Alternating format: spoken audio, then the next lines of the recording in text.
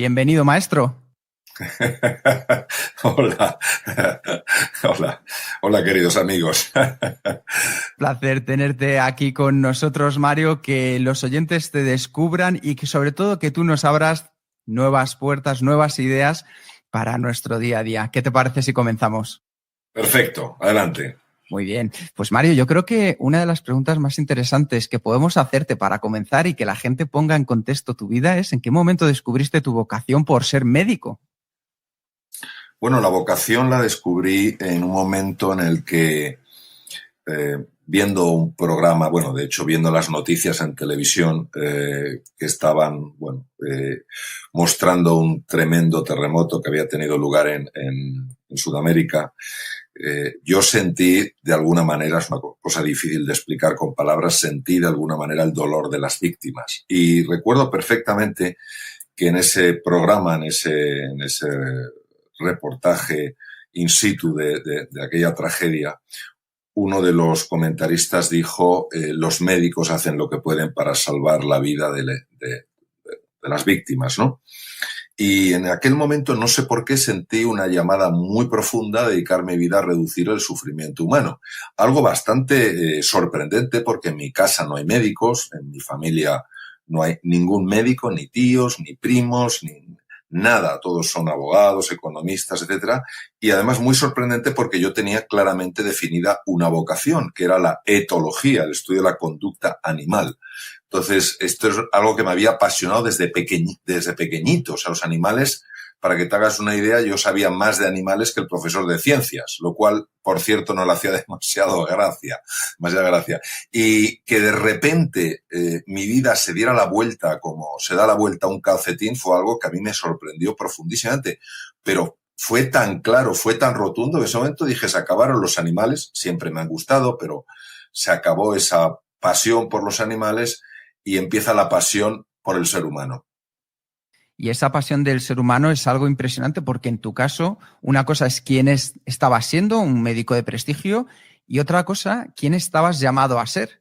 ¿Qué encontraste más allá de la medicina que te llevó al mundo de la psicología, al mundo del liderazgo, a ese mundo de la pasión por las personas que nos decías? Bueno, yo creo que muchas veces una idea, una lectura, tiene la capacidad de resonar en nuestro interior de una manera muy profunda. Yo tuve la increíble fortuna de que antes de entrar en la Facultad de Medicina el verano anterior, precisamente porque no sabía nada de medicina, ya que en mi casa nunca se había hablado de medicina, pues yo me compré un libro que hablaba de la relación médico-enfermo. ¿Por qué me compré ese libro y no me compré otro? Pues es uno de los grandes enigmas de mi vida, ¿no?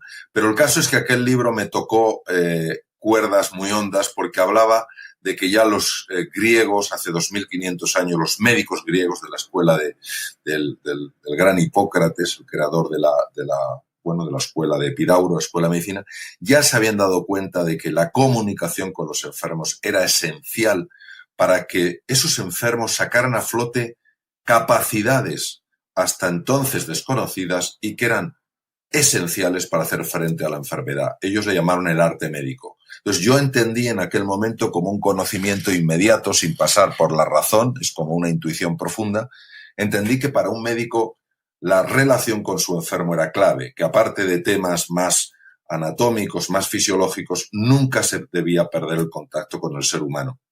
Y a lo largo de mi formación como médico y como cirujano, muchas veces para cubrir las grandes deficiencias en formación en este campo que hay en la Facultad de Medicina, donde prácticamente no se habla para nada del ser humano de una manera estructurada o del arte de comunicar o de la relación mente-cuerpo, etcétera, pues empecé a buscarlo como mi camino particular y de manera bastante natural se fueron integrando pues todas las cosas que tenían que ver con la medicina, las cosas que tenían que ver con la psicología, las cosas que tenían que ver con la filosofía, etcétera, etcétera.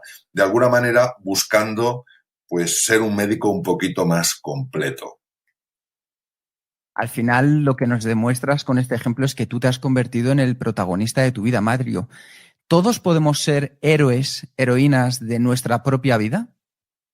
Sí, yo creo que tenemos que entender muy bien que cuando hablamos de héroes y de heroínas no hablamos de nada grandilocuente, hablamos de encontrar un propósito profundo en tu vida y para mí tan héroe, tan heroína es una persona en un pueblo pequeño haciendo las cosas de forma extraordinaria como puede ser alguien en un entorno mucho más glamuroso, mucho más conocido y tomando decisiones con un enorme impacto social. Al final, el ser héroe o ser heroína depende de una cualidad del ser, de quién está siendo alguien en ese momento. Un maestro en un sitio sencillo que está siendo realmente maestro, es decir, ayudando a sus alumnos a vivir con más ilusión, con más confianza, con más serenidad. Para mí es un héroe. Una mujer que está cuidando de otras personas, una mujer que está estudiando para ser una mejor profesional, una mujer que está en una empresa viendo cómo añadir valor, para mí es una heroína. Para mí los héroes y las heroínas se definen por su anhelo de crecer y de evolucionar como seres humanos, por su anhelo de contribuir. Para mí no define ni a un héroe ni una heroína el deseo de poder, el deseo de mandar, el deseo de controlar, el deseo de dominar. Y si un héroe o una heroína es alguien con propósito, ¿por qué crees tú que es tan esencial tener este propósito en la vida? Porque yo creo que todos estamos llamados a convertirnos en quienes estamos destinados a ser. Es decir, cuando entramos en el lenguaje, en las limitaciones del lenguaje, pues a veces es mejor recurrir a metáforas. Vamos a ver, una encina no está llamada a ser bellota, está llamada a ser árbol, a ser encina. Una secuoya está llamada a ser secuoya, un manzano a ser manzano. Entonces, todo ser humano está llamado a alcanzar su plenitud. Entonces, la plenitud de un ser humano se empieza a desplegar cuando alguien encuentra su propósito. Y yo creo que hay un propósito que es común para todo ser humano, que es el propósito de crecer, de evolucionar y de contribuir. Quien no está creciendo, quien no está evolucionando como ser humano, quien no está mejorando, es difícil que alcance su plenitud. Quien piensa que todo lo que importa se queda en los confines del ego y por tanto la contribución es inexistente, todo está relacionado con el yo, con lo mío, con lo que es para mí, pues es difícil que esa persona pueda alcanzar su plenitud, porque el ser humano está llamado a reencontrarse consigo mismo, a reencontrarse con los demás y a reencontrarse con la naturaleza. Entonces, al final, cada uno encontrará un camino para evolucionar, un camino para contribuir, un profesional de la gastronomía que está constantemente buscando cómo mejorar sus propuestas y que está deseando contribuir para no solo mejorar la salud de las personas, sino también para a lo mejor colocar a su país en un lugar destacado, como puede ser el caso de los profesionales de la gastronomía española, pues están siguiendo su propósito porque están evolucionando y están contribuyendo. Es distinto a cómo lo hago yo. Es decir, creo que las vías dependen de cada uno, de los anhelos personales, pero al final lo que de alguna manera está definiendo ese camino de heroicidad es esa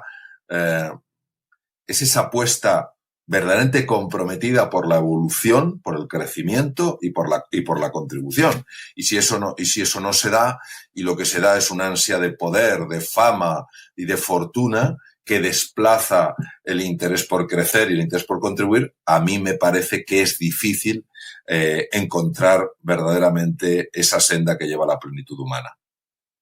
Y desde tu experiencia, ¿en qué nos recomendarías que nos centremos primero? ¿En conocernos a nosotros mismos como héroes o heroínas con nuestras fortalezas, áreas de mejora, puntos de ciegos?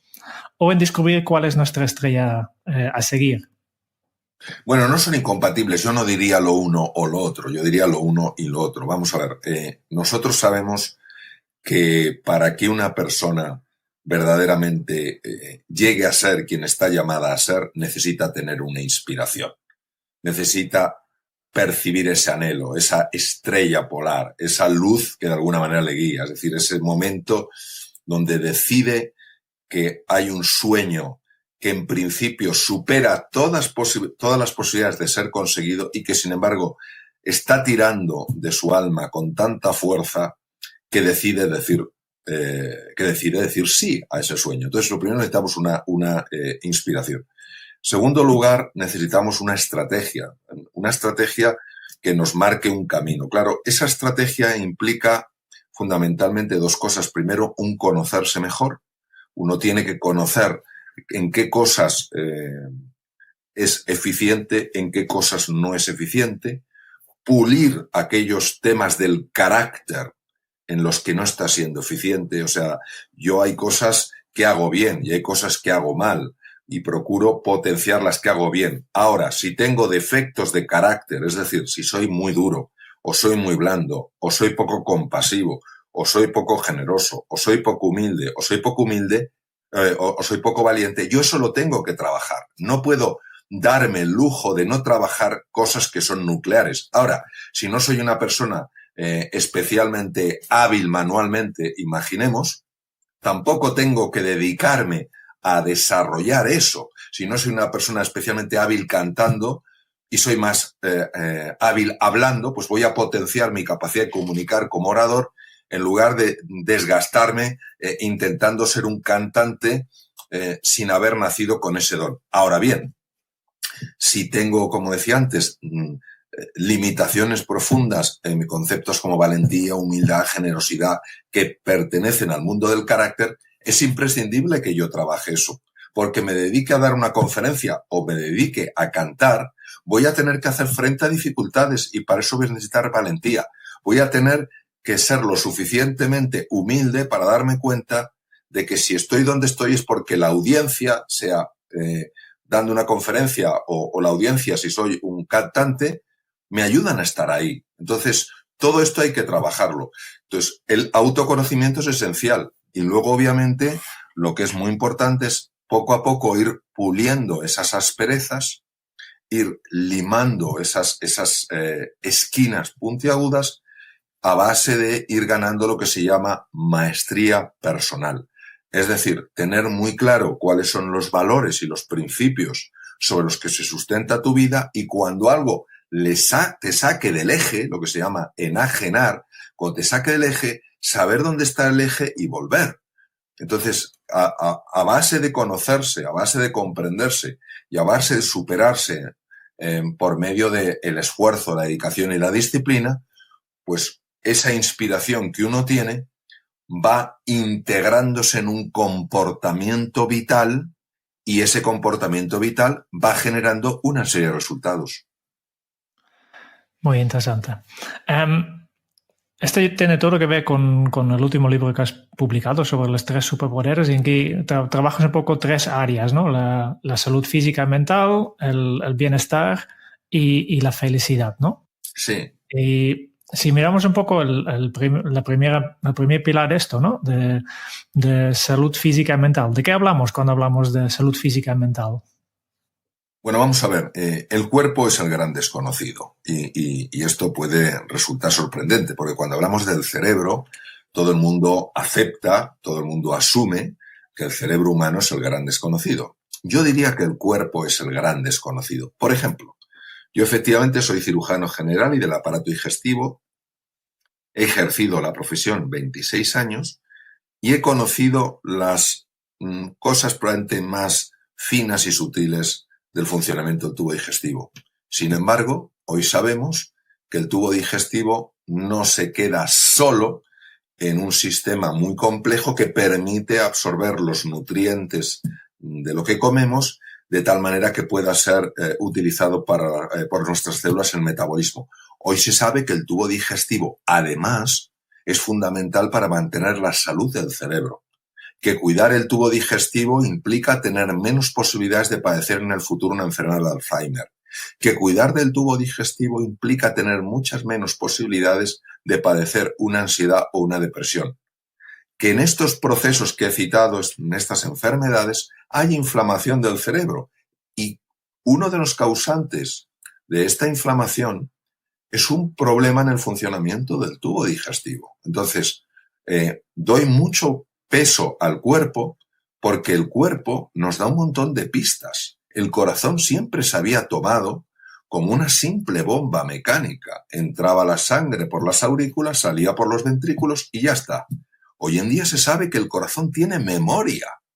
Hoy se sabe que el corazón es capaz de transmitir información a través de los pulsos mecánicos. Hoy se sabe que el corazón es capaz de cambiar hasta el ritmo eléctrico del encéfalo humano. ¿Quién hubiera imaginado hace años esto? Entonces, la primera parte está dedicada a hablar de esta relación entre elementos que muchas veces no relacionamos ni siquiera en el campo de la medicina. Elementos como el cerebro humano, elementos como el tubo digestivo, elementos como la nutrición, cómo afecta a la salud cerebral, buscando sobre todo que las personas miren a su cuerpo con un enorme respeto, que cuiden de él, que hagan ejercicio físico. El ejercicio físico es capaz de activar la producción de 3 sustancias en el cerebro que no solo mejoran la vascularización, la formación de vasos sanguíneos en el cerebro, sino que además favorecen la conexión entre las neuronas. ¿Quién hubiera imaginado hace años que el ejercicio físico tenía este poder? ¿Quién hubiera imaginado que lo que comamos o no comamos tiene un impacto grande en el funcionamiento del cerebro? Entonces esa es la primera parte y por eso le doy tanta importancia a lo más físico, a lo más sensorial, al cuerpo humano. Claro. En principio todos disponemos de 24 horas al día y tenemos un reloj biológico y nosotros hemos tratado este tema hace unos episodios, en episodio 35 sobre los cronotipos, ¿no? Mi pregunta para ti, Mario, ¿cómo podemos adaptar al máximo estos recursos en nuestra vida? Bueno, vamos a ver, el concepto del reloj biológico es absolutamente esencial. O sea, nosotros tenemos en el encéfalo, en un núcleo muy pequeñito, que se llama núcleo supraquiasmático en el hipotálamo y que está constantemente comunicándose con lo que se llama osciladores periféricos, que son como pequeños relojitos que hay en cada célula. Se calcula, por supuesto es un número aproximado, se calcula que hay 60 trillones de células y nosotros hoy sabemos que cada pequeña célula tiene un oscilador periférico que está en contacto con el reloj central. ¿Qué ocurre? Que cuando el reloj central y los osciladores periféricos están sincronizados, la posibilidad de padecer un tumor se reduce significativamente. La posibilidad de que nuestro cuerpo, de nuestro sistema inmune funcione mejor, aumenta.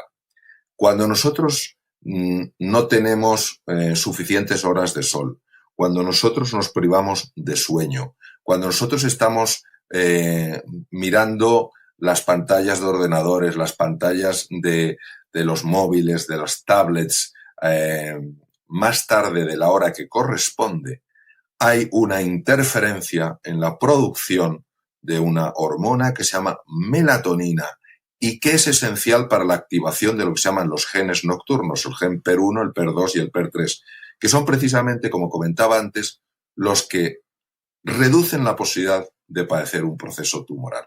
Entonces, si nosotros consideramos que dormir es una pérdida de tiempo, si nosotros consideramos que tomar el sol, bueno, pues tampoco es tan importante, por supuesto hablo de tomar el sol en cantidades adecuadas y con la protección adecuada, estamos perdiendo uno de los recursos que tenemos.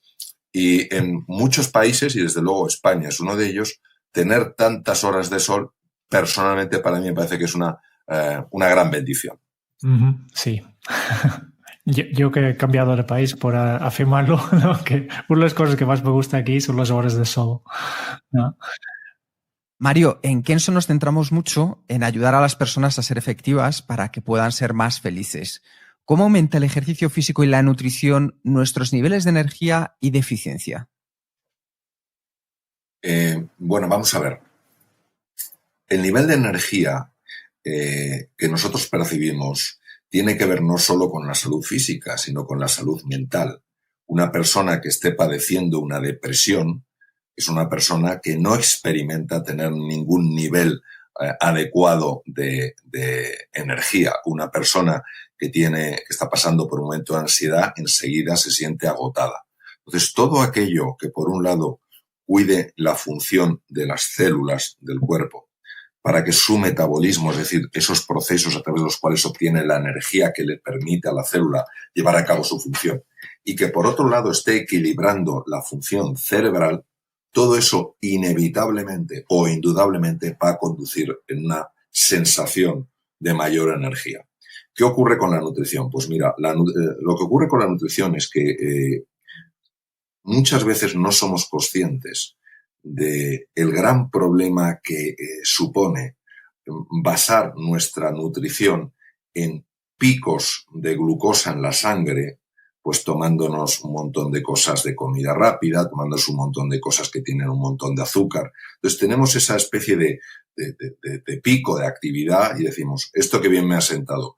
Pero lo que no somos conscientes es del espacio que hay entre medias. Y nos vamos acostumbrando a un tipo de energía que es una energía en picos y que va desgastando y va dañando al organismo. Entonces, el que nuestro cuerpo y nuestro cerebro reciba de una manera continua la cantidad de nutrientes que es la adecuada para su funcionamiento metabólico, eso es lo esencial. Entonces, nosotros, por ejemplo, observamos en países del arco mediterráneo que la dieta mediterránea está considerada, sin duda, como la mejor que existe en el mundo. De hecho, se recomienda, entre otros sitios, en la Universidad de Harvard, en montones de hospitales.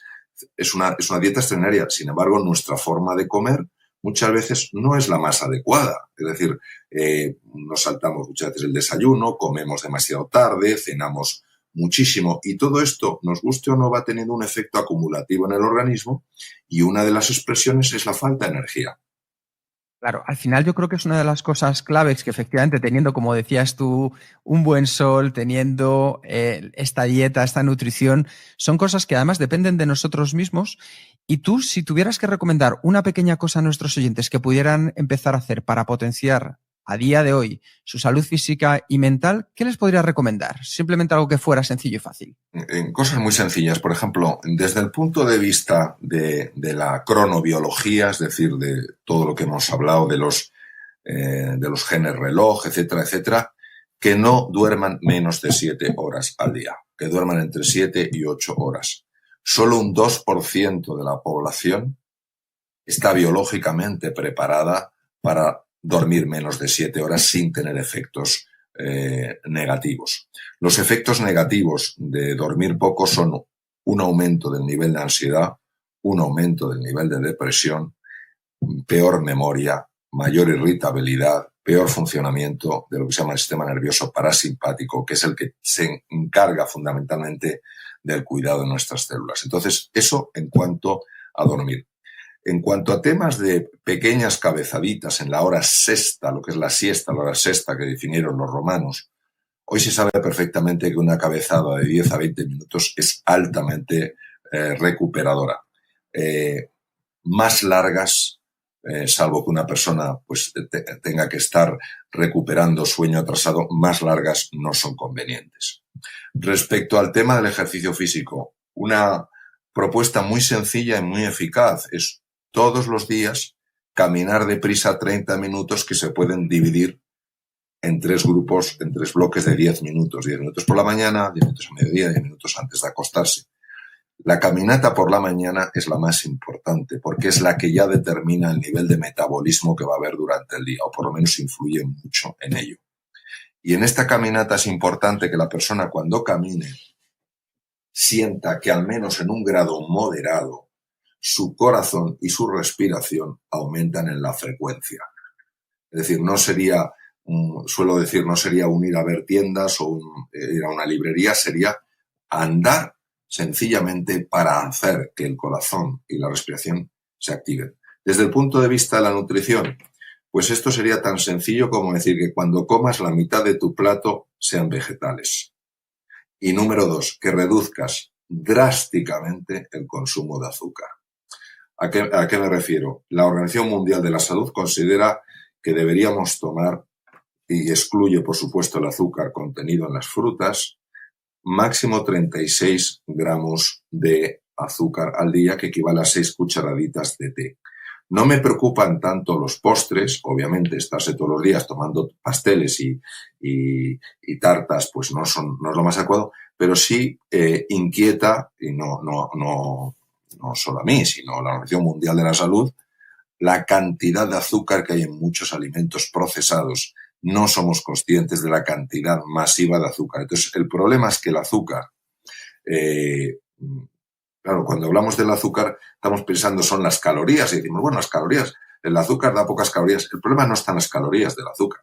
El problema está en que los consumos excesivos de azúcar producen en el organismo un cuadro que sí es serio, que se llama de resistencia a la insulina. Y la resistencia a la insulina es la encargada de meter el azúcar en las células, pero cuando las células ya no pueden más de azúcar, se resisten a que la insulina empuje e introduzca más azúcar en ellas. Entonces, el problema de la resistencia a la insulina es que está asociada con un cuadro, que es un cuadro inflamatorio, que se llama síndrome metabólico. Y el síndrome metabólico es capaz de generar inflamación desde las articulaciones hasta el corazón, pasando por el cerebro. Y esto ya no es un dato menor. Entonces, por eso tenemos que ser muy cuidadosos en eso y yo diría que si reduces la cantidad de azúcar, si la mitad de tu plato es de vegetales, ya vas bien. ¿Que puedes ir mejor? Pues entonces ya tendrás que reducir grasas, etc. Y, por supuesto, eliminar todas aquellas grasas que son antinaturales. Es decir, aquellas grasas que son líquidas y se solidifican, son sometidas a un proceso antinatural y no son muy recomendables. Otra de las áreas que tratas en tu libro, Mario, acerca de los 3 superpoderes es cómo potenciar el bienestar. ¿De qué hablamos cuando la gente habla de bienestar? Hablamos fundamentalmente de la mente humana. Es decir, yo distingo cuerpo, mente y alma, teniendo en cuenta que están tan interrelacionadas que no podemos separarlos y distinguirlos. Es decir, una mano tiene una palma y un dorso. Yo puedo distinguir la palma y el dorso, pero no hay una mano que no tenga palma y no tenga dorso. Es decir, que aunque son distinciones para podernos entender, no reflejan la realidad. Es decir, todo está tremendamente interconectado. ¿Qué pasa con la mente? La mente que nosotros tenemos es una mente que genera muchos problemas por una serie de razones.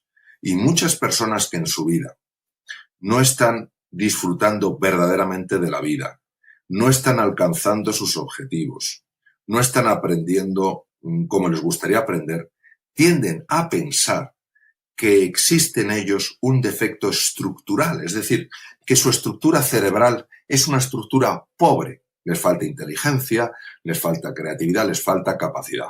Yo lo que propongo en el libro es algo muy distinto y está basado en la investigación, no es una teoría que se me haya ocurrido a mí. Está basada en la investigación y yo he podido comprobar que es así. Y es que hay estados de la mente en los cuales una persona no puede estar experimentando ningún tipo de bienestar. Por ejemplo, en una depresión o en la ansiedad.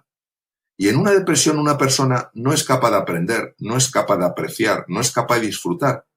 Y en el fondo, muchas veces es porque su mente no para de generar pensamientos negativos, lamentaciones por el pasado, preocupaciones por el futuro. Entonces, en el libro lo que yo muestro es un camino para cambiar los estados mentales. Hay 4 grandes estados mentales. Los 2 negativos son el de supervivencia y el que se llama de burnout, estar quemado. Y los 2 estados que son positivos son el estado de recuperación y el estado de alto performance. Entonces, una persona que esté quemada no es una persona que rinda, pero es importante entender esto. No rinde no porque le falte inteligencia, no rinde no porque le falte creatividad. Es que nadie rendiría en un estado mental así. Es como si yo tengo el mejor reloj del mundo y lo someto y lo pongo ante un imán potentísimo. Llega un momento en que estructuralmente ese reloj no le pasa nada, yo lo puedo abrir, todo está perfecto, pero no me da la hora. Tendemos a pensar que nuestro reloj está defectuoso, en lugar de pensar que hay estados mentales que actúan como este imán superpotente y que hace que el reloj no funcione por bueno que sea el reloj. Entonces, claro, cuando uno es consciente de que la mayor parte de los problemas no tienen nada que ver con una falta de capacidad, con una falta de inteligencia, con una falta de creatividad, sino con el hecho de estar atrapados en un estado mental, entonces puede iniciar su camino para salir de ese estado mental. Y Mario, si alguien está en la zona de supervivencia o en zona de burnout. ¿Qué puede hacer para salir de este estado y pasar a los estados más positivos? Bueno, vamos a ver. Hay veces que uno está metido en un estado tan profundo de burnout o de supervivencia que necesita la ayuda de otras personas, que realmente en ese momento no es capaz de salir sola.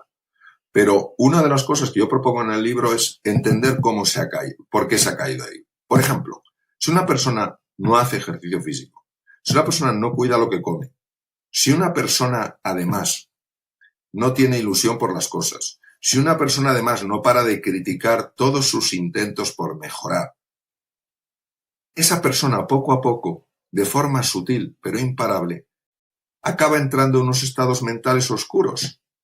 Si una persona está en un entorno donde le están recordando constantemente lo poco que vale, lo poco que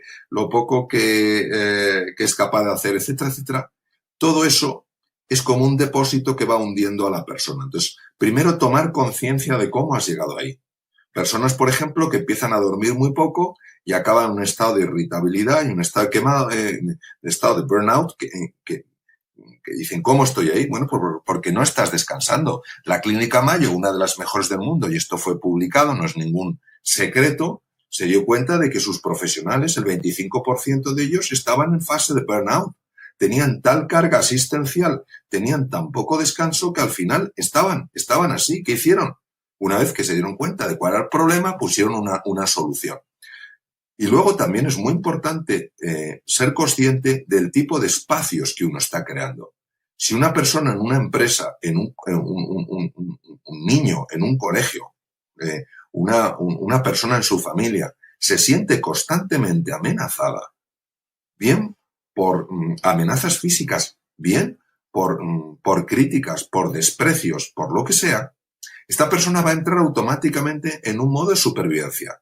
Entonces, las personas que tienen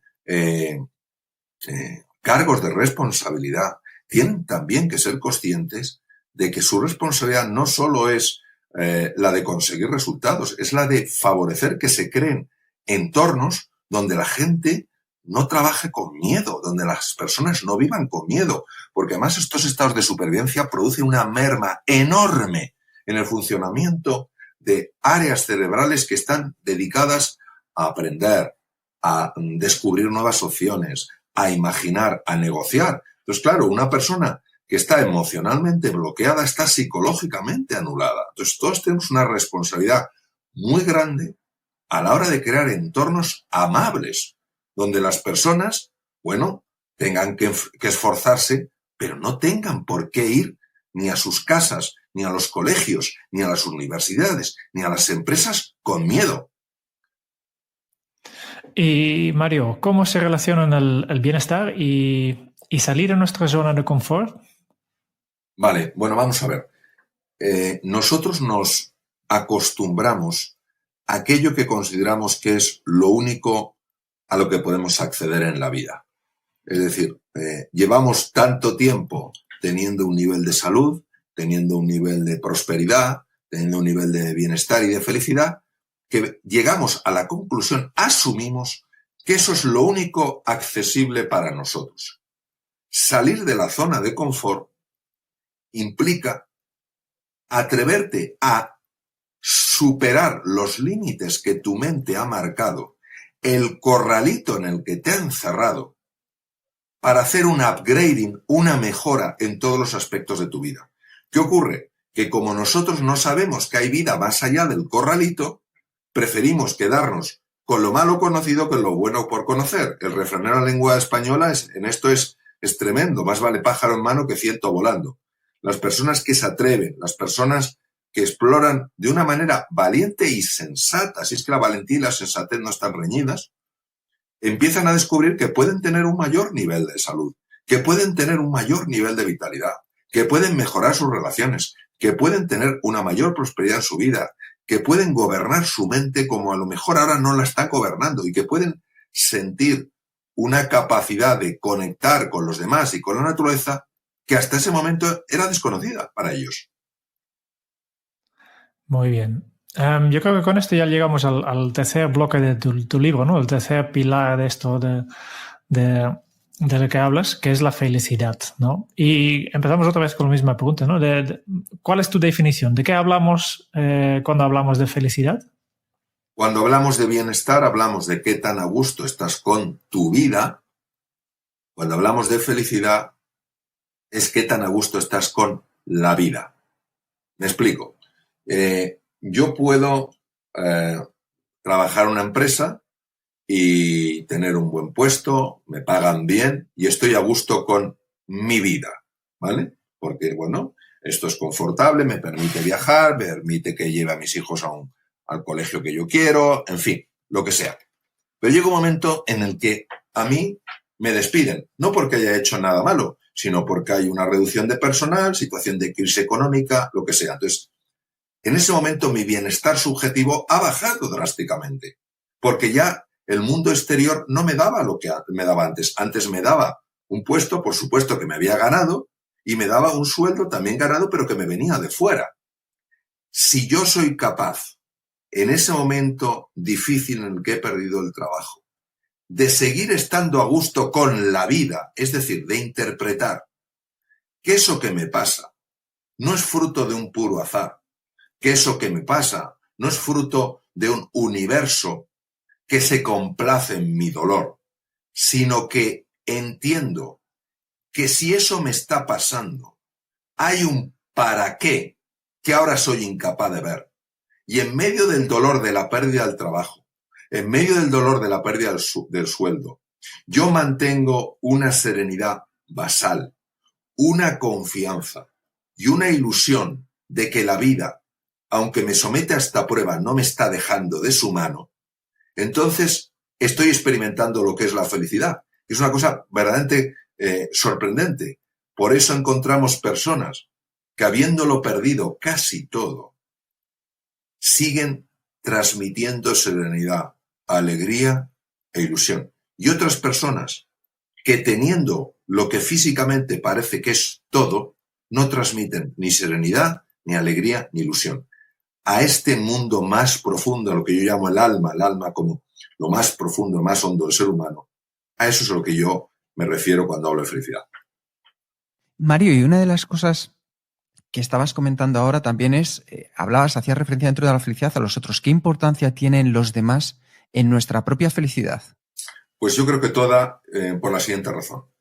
Yo creo que el bienestar sí puede ser accesible para una persona que esté muy centrada en sí misma, porque puede disfrutar de una comida extraordinaria, de conducir un coche magnífico, de volar en una clase espectacular, pero si le falta esa vocación de contribución, esa vocación de ayudar a otros a salir adelante, esa vocación de ayudar a otros también a disfrutar de más salud, de más bienestar, de más prosperidad, de más felicidad, no puede ser feliz, porque el bienestar se puede rellenar desde el tener. La felicidad solo se puede rellenar desde el ser, y el ser es lo que vive más allá de los confines del ego.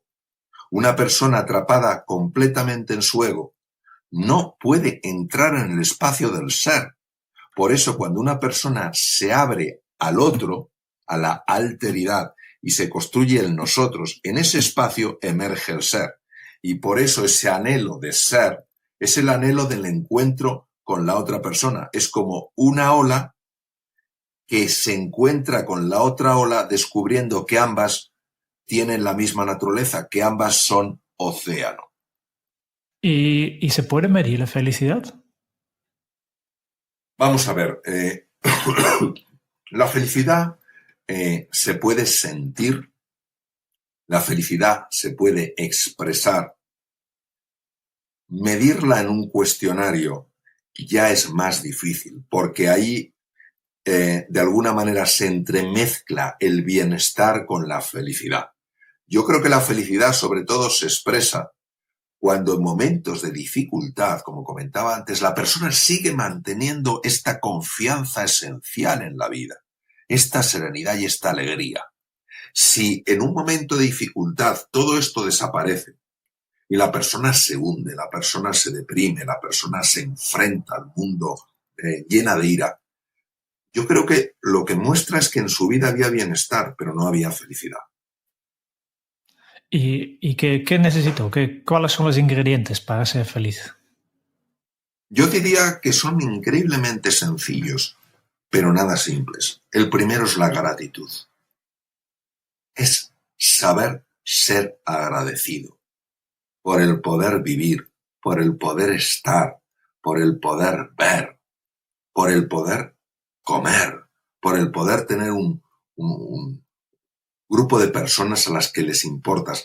La no gratitud es tremenda hoy en día, y además sabemos que la gratitud es algo muy relacionada con la salud. Es decir, las personas que hacen este ejercicio de gratitud son personas en general más sanas, y cuando padecen enfermedades, las enfermedades evolucionan mejor. El siguiente punto yo creo que es la compasión.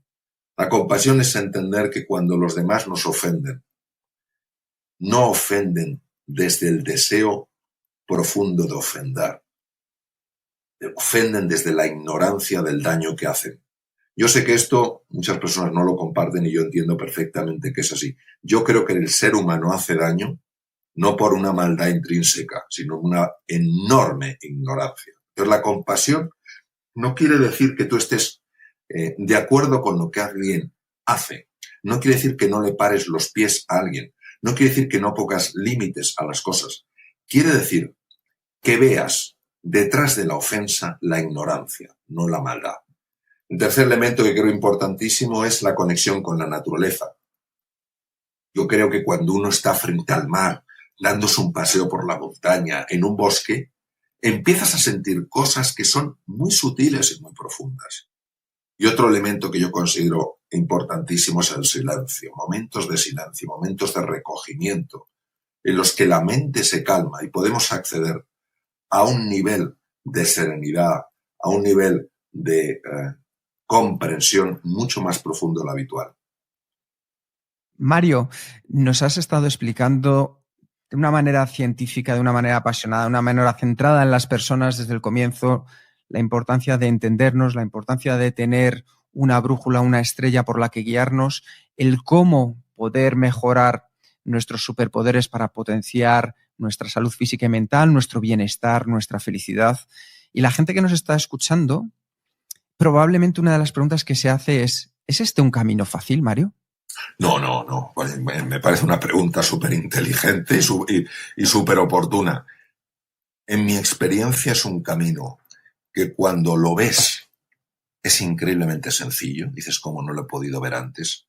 Pero a la hora de integrarlo en un vivir, hay tanta resistencia interior a tantos niveles que es solo, desde mi punto de vista, el mantener la inspiración constantemente presente.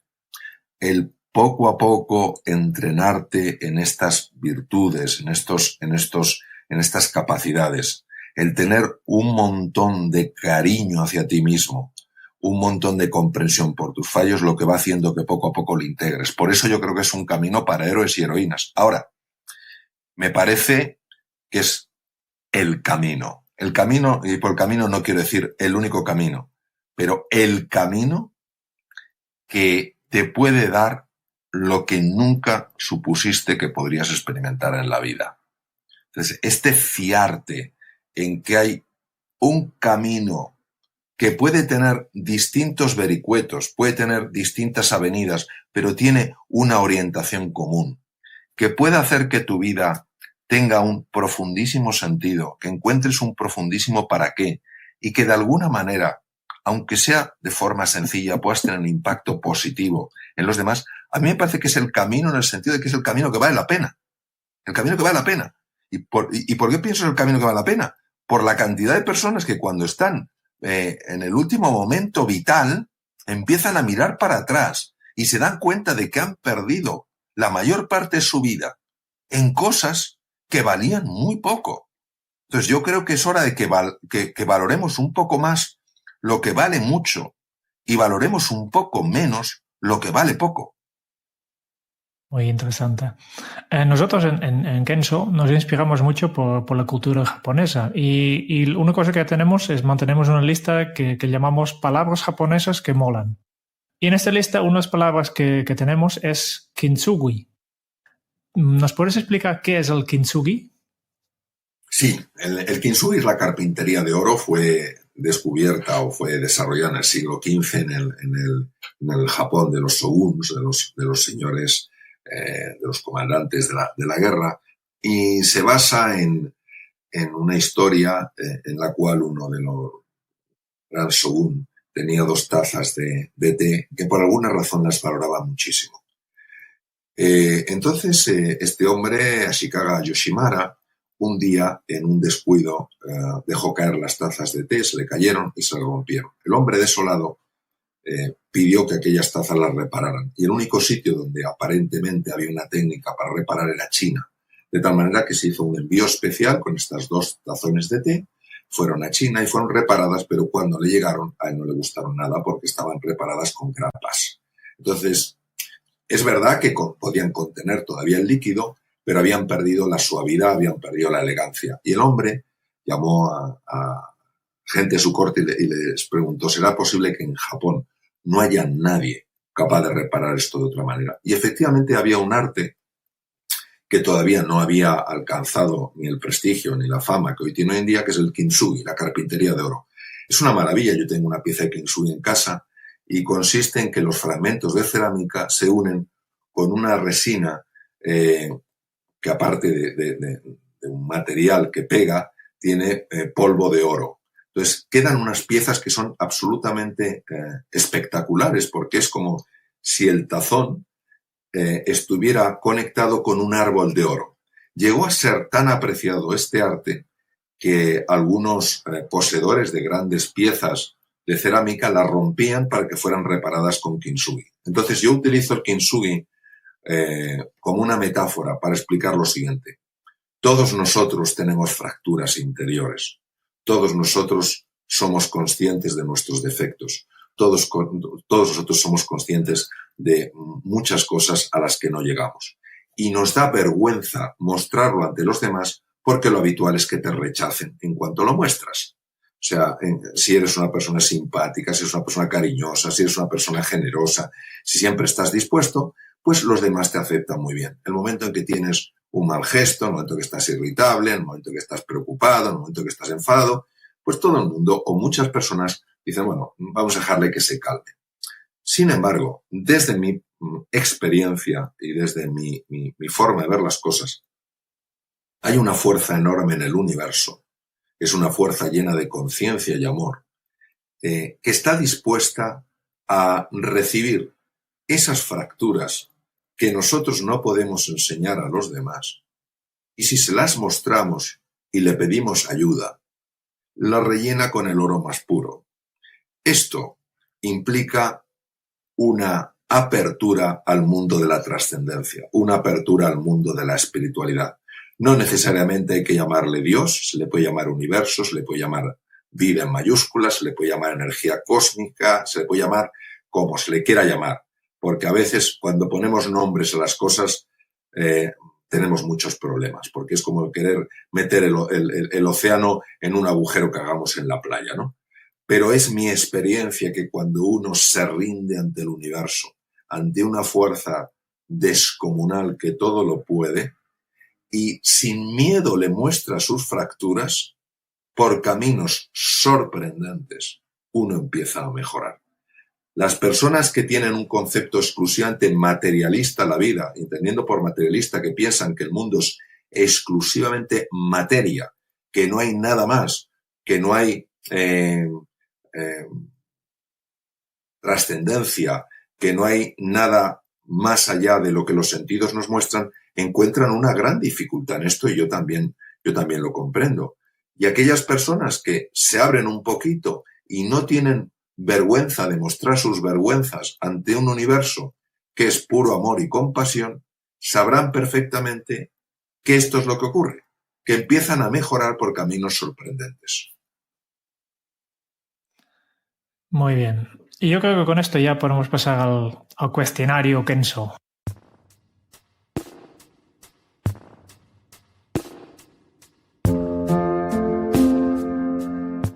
para ti, Mario, al final de cada entrevista hacemos 10 preguntas a todos los entrevistados, que son siempre los mismos. Son preguntas bastante rápidas, aunque la respuesta no necesariamente tiene que ser rápida. Empezando con, ¿cuál es tu lema? Mi lema.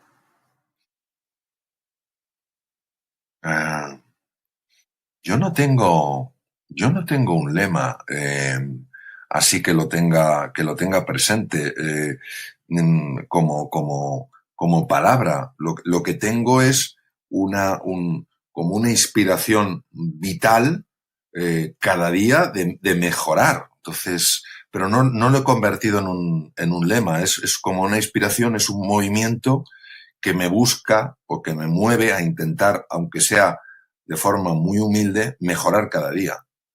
Muy bien. ¿Cómo se titularía tu biografía? Un hombre que persigue un sueño. Tercera pregunta. ¿Cuál es el libro que más has regalado? Y obviamente descartamos aquí tus propios libros. Pues posiblemente uno de los libros que más he regalado o recomendado es El hombre en busca de sentido de Viktor Frankl. También he recomendado mucho una fábula que me parece magnífica que se llama La buena suerte. Y también he recomendado mucho otra fábula que se llama El caballero de la armadura oxidada, porque creo que de forma muy visual y muy sencilla hablan de elementos que son muy profundos. ¿A quién te gustaría o te hubiera gustado conocer? Sin ninguna duda, Jesucristo. ¿Cuál es tu posesión más preciada? Como posesión, yo diría que mis libros. Muy bien. ¿Qué canción pones a todo volumen para subir el ánimo? The Best, de Tina Turner. Vale. Y seguramente has hecho ya muchísimas entrevistas y nosotros siempre queremos inspirarnos un poco. Por tanto, te preguntamos, ¿cuál ha sido la pregunta más interesante que te han hecho? Pregunta más interesante que me han hecho. La verdad es que he tenido, como tú comentas, mucha fortuna, no solo en las entrevistas, sino en la calidad extraordinaria de las personas que han tenido la amabilidad de entrevistarme. La pregunta más sorprendente que me hicieron, porque me la hizo Julia Otero, una magnífica periodista. Estábamos hablando de uno de mis libros y estábamos hablando de temas de salud. Y sorprendentemente en aquel momento, no sé por qué me hizo una pregunta radicalmente distinta. Me preguntó, ¿usted cree en Dios? Esta pregunta me llamó la atención, que surgiera de repente en medio de una entrevista que giraba sobre todo por temas en relación con la biología y la relación entre el cuerpo y los procesos mentales. Vale. Contesté que sí. Ya me imaginaba. ¿Qué se te viene a la cabeza cuando piensas en la felicidad? La generosidad. ¿Qué película volverías a ver cada año? Sin duda, Gladiator. Muy bien. Y ya para terminar, si tuvieras que dejar un mensaje en una cápsula para tu yo del futuro, ¿qué le dirías? El mundo real es infinitamente más benévolo que el mundo mental. Fíate de la realidad, explora con tus sentidos, atrévete.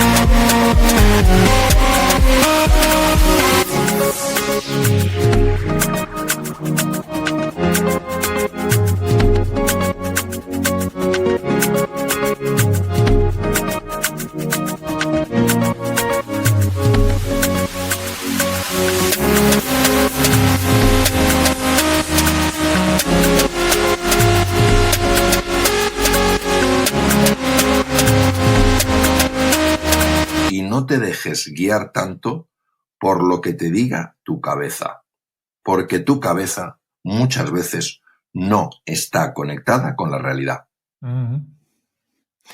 Muy bien, muy bien. Pues estas han sido las 10 preguntas de nuestro cuestionario y solo nos queda una cosa porque en este rato que hemos estado juntos nos ha explicado un montón de temas muy interesantes y nosotros como buenos aprendices hemos estado tomando nota y lo que queremos hacer como final de esta entrevista es presentar un breve resumen de todo lo que hemos aprendido hoy y de este se encarga el Quique. La historia de un médico, la historia de Mario, una persona con vocación de reducir el sufrimiento humano, una búsqueda de un camino particular que le llevó a integrar su conocimiento médico, filosófico, de comunicación y humano para crear y ofrecernos un gran regalo, ser capaz de ayudarnos a crecer a través de la pasión que tiene por las personas. Gracias a Mario, durante esta entrevista hemos conseguido tener la fortuna de hacernos resonar dentro de nosotros mismos, de tocar cuerdas hondas que nos van a hacer cambiar. Porque, como decía Mario, el ser humano está llamado a encontrar un propósito profundo en su vida, una inspiración que nos lleva hacia donde la plenitud se despliega, porque todos estamos llamados a ser quienes estamos llamados a ser. Una búsqueda que compartimos, una búsqueda común basada en el anhelo de crecer, evolucionar y contribuir. El propósito brota de una inspiración que nos indica hacia dónde queremos llegar y la estrategia es el conocernos a nosotros mismos. A partir de ahí podemos pulir a base de ganar maestría personal en entender cuáles son los valores y principios que nos mantienen en el eje de nuestra vida. Y todo ello se integra en un comportamiento vital que generará una serie de espléndidos resultados, lo que nos permite vivir con más ilusión, confianza y serenidad. Mario nos ha enseñado que tenemos superpoderes que podemos potenciar. Nos ha hablado de la salud física y mental, del cuerpo como gran desconocido, de cómo sacar nuestro máximo potencial de él y cómo podemos hacerlo en cosas sencillas que podemos poner en práctica desde hoy.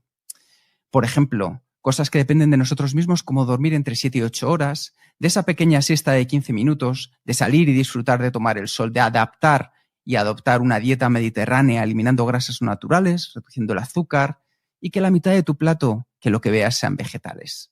Todo ello, si le sumamos unas pizcas y caminamos todos los días 30 minutos a un ritmo que notemos que nuestro corazón y respiración se activa, hará que nos movamos hacia adelante. El segundo de los superpoderes que podemos potenciar es nuestro bienestar, que es el qué tan a gusto estamos con nuestra vida. Vivir de manera plena la interconexión coherente de nuestro cuerpo, mente y alma. Y si estamos atrapados en un estado mental negativo, Mario nos propone un camino para que retomemos el liderazgo de nuestra vida. Primero, entender por qué nos hemos caído y tomar conciencia. Conciencia para ser conscientes del tipo de espacios que estamos creando y favorecer entornos valientes y amables. Espacios de confianza donde podamos crecer. Y por último, salir de nuestra zona de confort, que nos atrevamos a superar los límites que nuestra propia mente nos ha marcado para hacer una mejora en todos los aspectos de nuestra vida. Para que exploremos de manera valiente y sensata y tengamos un mayor nivel de salud, de vitalidad, de prosperidad y que gobernemos nuestra mente para poder conectar con los demás en un nivel desconocido hasta ahora. Y el tercero de nuestros 3 superpoderes, la felicidad. El qué tan a gusto estamos con la vida. Entender la importancia de tener un para qué propio que desarrollamos y potenciamos de manera mutua cuando vivimos con la compasión, la sabiduría, la conexión con la naturaleza, la gratitud y una dosis de silencio. Porque todos tenemos fracturas interiores y mostrarlas y pedir ayuda para rellenarlas con el oro más puro es un primer gran ejemplo. Es un camino que, si lo vemos en general, parece sencillo y a la hora de integrarlo hay que ser valientes, hay que tener resistencia interior para mantener nuestra inspiración constante, para entrenarnos en estas virtudes, en el cariño hacia nosotros mismos, en la comprensión de que todos somos héroes y heroínas. Un camino que te llevará y te dará lo que nunca pudiste imaginar en tu vida. Muchas gracias, Mario, por ser el gran maestro y generoso del Kintsugi para las personas. Muchas gracias a vosotros, queridos.